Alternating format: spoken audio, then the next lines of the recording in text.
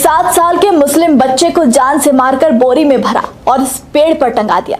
बच्चा बोरी में बंद कई घंटों तक सड़ता रहा, बोरी से खून टपकता रहा, इस पेड़ पर लटका रहा और परिवार यहाँ वहाँ पागलों की तरह बच्चे को आवाज लगाता रहा। धर्म से नफरत, आपसी विवाद और पुरानी रंजिशों ने इस बच्चे की जान ले ली और इसे मारने वाला कोई और नहीं बल्कि पड़ोस में ही रहने वाला एक हिंदू परिवार निकला। क्या है इस मासूम के हत्याकांड की कहानी, चलिए आपको विस्तार से बताते हैं। नमस्कार, हमारे खास शो ये हिंदुस्तान है, संविधान से चलेगा में आपका स्वागत है और मैं हूं आपके साथ महक सौदाई।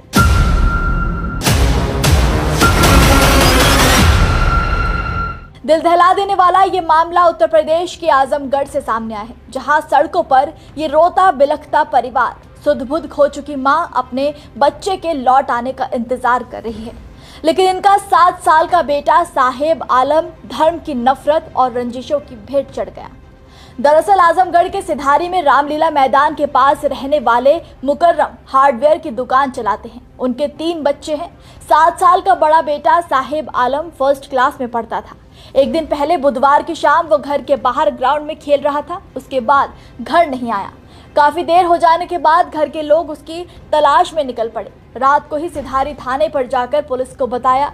पुलिस ने 24 घंटे के बाद इस मामले को देखने की बात कही, लेकिन लापरवाही की हद देखिए। परिजनों की शिकायत के बाद थाने की पुलिस पीड़ितों के घर झांकने तक नहीं गई और आश्वासन देकर ना जाने कहां गुम हो गई। बच्चे के लौट आने की आस में रात बीत गई। परिवार के दिल दिमाग में ना जाने कैसे कैसे ख्यालों ने कब्जा कर लिया। पूरी रात निगाहें बस दरवाजे पर टिकी रही। जैसे तैसे रात गुजरी तो सुबह फिरौती के लिए कॉल आ गया। जब तक परिवार फिरौती पर कोई एक्शन लेता, बच्चे के चाचा की नजर ऊपर पेड़ पर पड़ी। पेड़ पर बोरी लटक रही थी, जिसमें से एक बच्चे का हाथ बाहर निकल रहा था। वो मंजर देखकर वहां मौजूद हर इंसान के पैरों तले जमीन खिसक गई। बच्चे को मारकर घर के गेट के ऊपर ही लटका दिया गया, जिसके बाद इलाके में हड़कंप मच गया।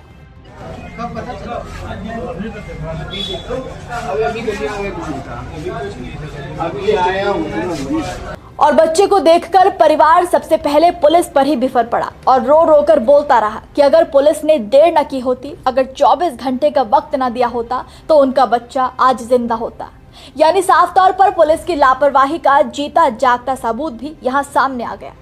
बच्चे की लाश मिलने के बाद परिवार और तमाम मुस्लिम समुदाय में आक्रोश भर गया और फिर उनका शक किसी और पर नहीं बल्कि अपने ही पड़ोस में रहने वाले एक हिंदू परिवार पर गया। परिवार ने डॉल्स में रहने वाले शैलेंद्र कुमार निगम उर्फ मंटू पर भतीजे की हत्या का आरोप लगाया। उन्होंने बताया कि पड़ोसी मंटू की भी हार्डवेयर की ही दुकान है। उसने अपने पूरे परिवार के साथ मिलकर इस घटना को अंजाम दिया, चाकू से गोदकर निर्मम हत्या कर दी। बच्चा उससे काफी ज्यादा घुला मिला हुआ था। परिवार का कहना है कि ये पूरा परिवार बच्चे को खूब प्यार किया करता था, उसके साथ खेला करता था और उसे अपने घर में भी बुलाया करते थे। कानून नहीं सुना, कैसा मेरा कानून इसलिए हम लोग देश सिपाही माना गया है, देश को सुरक्षित इसलिए कहा गया है। अगर रात में पुलिस ने बोला कि 24 घंटे के बाद सुनवाई होगी, अरे वो क्या करोगे तुम सुनवाई करके? जब इंसान मर जाएगा तो, अगर मर जाएगा तो क्या सुनवाई करोगे? नहीं चला क्या फायदा उस लाश को लेके। मां ने कहा कि पुलिस ने भी बात नहीं सुनी। रिपोर्ट लिखवाने के बाद भी कार्रवाई नहीं की। पुलिस ने बताया कि 24 घंटे के बाद सुनवाई होगी। अब मेरा बच्चा मर गया, उसकी हत्या कर दी गई, अब कौन सुनवाई करेगा? और जब मामले में पुलिस ने जांच की तो दोनों आरोपियों को फरार पाया। सुबह फिरौती के लिए कॉल आने के बाद पुलिस सक्रिय हो गई। जिस नंबर से कॉल आई थी उसको ट्रेस किया जाने लगा। सिधारी थाना क्षेत्र में इटौरा के आगे डेंटल कॉलेज के पास इन 2 लड़कों को देखा गया और जैसे ही पुलिस वहां पहुंची, उन्हें देखते ही शैलेंद्र और राजा ने पुलिस पर फायरिंग कर दी, जिसके बाद पुलिस को भी गोली चलानी पड़ी। जवाबी कार्रवाई में शैलेंद्र के पैर में 2 गोली लगी, जबकि राजा निगम को 1 गोली लगी। दोनों को अस्पताल में भर्ती कराया गया है। मृतक के परिजन हैं, उनके द्वारा तहरीर देते हुए बताया गया है कि पुराने विवाद और व्यावसायिक रंजिश की वजह से शैलेंद्र निगम और राजा निगम ने अपने परिजनों और कुछ परिचित के साथ मिलकर इस घटना को अंजाम दिया है। उस तहरीर को विवेचना में सम्मिलित कर लिया गया है। इस प्रकरण में जो वैज्ञानिक साक्ष्य हैं उनको फील्ड यूनिट के द्वारा जुटाया जा रहा है। इसके अलावा इलेक्ट्रॉनिक साक्ष्य और अन्य जो मजबूत साक्ष्य हैं उनका संकलन करके त्वरित और गुणवत्तापूर्ण विवेचना सुनिश्चित की जाएगी। साथ ही माननीय न्यायालय में प्रभावी पैरवी करके जितने दोषी होंगे उन सब के विरुद्ध सख्त वैधानिक कार्रवाई सुनिश्चित की जाएगी। फिलहाल माहौल तनावपूर्ण है, लेकिन हालात और ना बिगड़े इसके लिए पुलिस पहले से ही एहतियात बरत रही है। कानून व्यवस्था को संभालने के लिए मौके पर पर्याप्त पुलिस बल तैनात है। इसमें कंपनी पीएसी, 18 थानों की पुलिस, क्यूआरटी को लगाया गया है।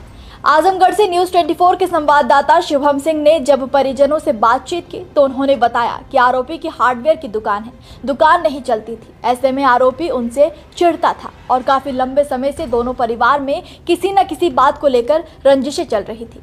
लेकिन ऐसी भी क्या रंजिश कि एक मासूम की ही चाकू गोद गोद कर हत्या कर दी। और बच्चे से भला क्या रंजिश हो सकती है जो उसे इतनी भयानक सजा दे दी गई। ऐसे अपराधों के लिए हमारे देश के कानून में क्या सजा लिखी गई है, चलिए जान लेते हैं।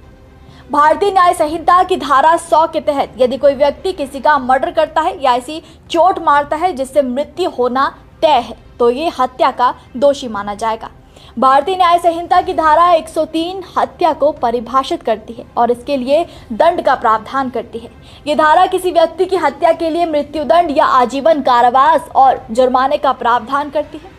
और ये हत्या किसी नस्ल, जाति, समुदाय, लिंग या अन्य भेदभावपूर्ण आधार पर की जाती है तो समूह के प्रत्येक सदस्य को मृत्युदंड या आजीवन कारावास और जुर्माना भुगतना होगा।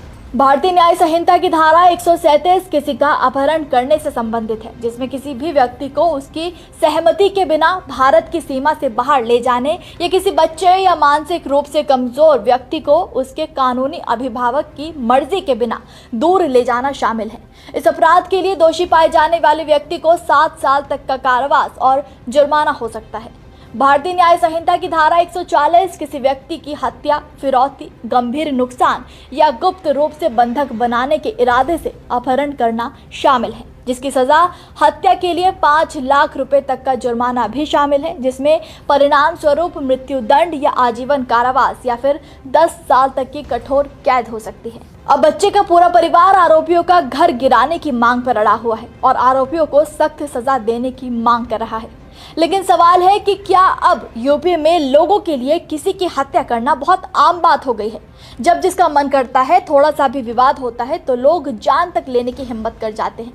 क्या वाकई यूपी में अपराध कभी नहीं रुक सकेंगे या ये मान लिया जाए कि यूपी को क्राइम फ्री राज्य बनाने की बात सिर्फ एक चुनावी स्टंट है। और आखिर अपराध रुकेंगे भी कैसे जब पुलिस ही बच्चे की हत्या जैसे संवेदनशील मामलों में इतना ढीला रवैया अपनाएगी। सबसे पहले सरकार को अपने पुलिस दुरुस्त करनी चाहिए ताकि प्रदेश में कानून का डर हो और शांति हो। सरकार को हर सवाल का जवाब देना ही होगा क्योंकि हिंदुस्तान है, संविधान से ही चलेगा।